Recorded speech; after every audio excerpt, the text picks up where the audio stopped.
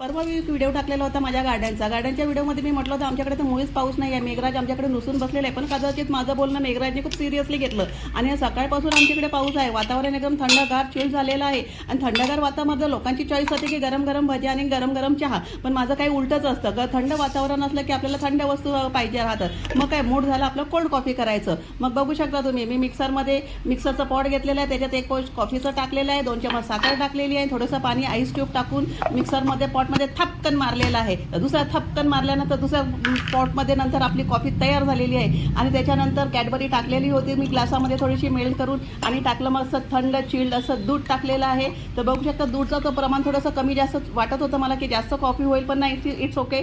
थंड कॉफी आहे, प्यायलाही मजा येते. तर याच्यानंतर बघू शकता तुम्ही मस्त अशी कॉफी तयार झालेली आहे. आणि कॅडबरी चॉकलेट असं मेल्ट केलेलं होतं. तर हे मेल्ट काय जास्त झालेलं दिसत नाही आहे, ते पड पड पड पड म्हटलं तर ते काय पडायचं नाव घेत नाही आहे. शेवटी त्याला पुन्हा मी एकदा गरम केलं आणि मग मस्त असं मेल्ट केलं. आणि नंतर त्याच्यानंतर बघू शकता तुम्ही कसं असं मस्त असं दिसायलाही छान दिसत आहे आणि मस्त असा फ्लेवरसुद्धा आलेला आहे कोल्ड कॉफीचा. थंड थंड वातावरणात थंडी थंडी कोल्ड कॉफी पिण्याची मजाच काही वेगळी असते. या मग मंडळी तुम्ही पण कोल्ड कॉफी प्यायला.